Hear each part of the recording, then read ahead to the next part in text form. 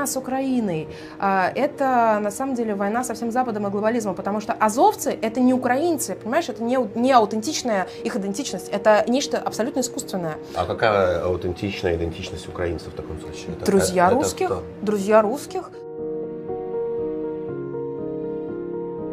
Макрон, что Леви, что Зеленский — это на самом деле очень близкие вещи. Это такой нацистский, либеральный, преступный режим.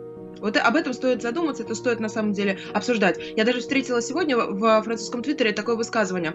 Еврей-коммунист пишет: «Я еврей, я коммунист. Я не хочу, чтобы у нас к власти пришел нацист.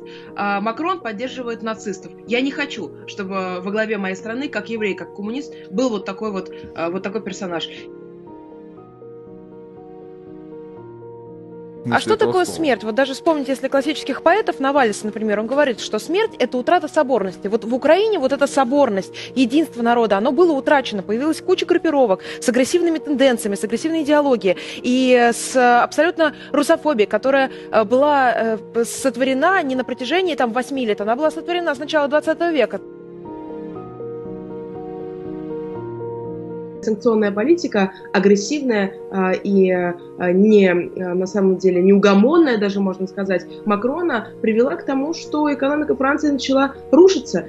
Более того, сейчас возникает тема, такие, которые французов многих даже шокируют и как бы ужасают, потому что они похожи скорее на такой вот Советский Союз для них, который для них являлся чем-то таким очень страшным, где не было потребления, где ничего невозможно было купить. Ну, тоже такой миф, но тем не менее.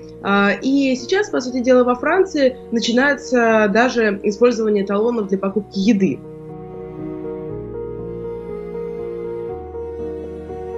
Нам необходимо также СВО проводить в экономике, национализировать не олигархам, а государство. Вот должно быть государство. Оно приватизирует все, национализирует. Риски всегда есть. С Украины был риск, и мы попали в этот риск. И с Белоруссией был риск, потому что мы, в принципе, чуть не упустили нашего ключевого партнера. Тем, что мы вот были такие многовекторные. Мы были многовекторные, а не Беларусь была многовекторная на самом деле. Я так искренне считаю. Нам необходимо с теми фронтирами, которые есть в нашей родине, которые исторически наши земли, нам необходимо с ними работать. Мы не можем что-то принимать как данность. Мы должны все время выстраивать диалог. Евразийство предполагает, что каждый живет на своей земле, в каждый регион он абсолютно самодостаточно. Поэтому евразийство — это не значит завести сюда мигрантов в Москву. Нет, как раз евразийство — это антиевразийство, если здесь будет очень много мигрантов. Здесь нужно выстроить так всю империю, таким образом распределить все, что они будут в каждый будет в своем регионе.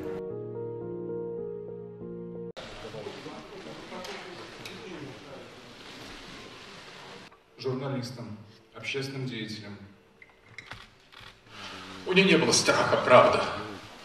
И последнее, когда мы с ней говорили на фестивале традиции, она говорит мне: папа, я чувствую себя воином, я чувствую себя героем. Я хочу быть таким, я не хочу никакой иной судьбы. Я хочу быть со своим народом, со своей страной.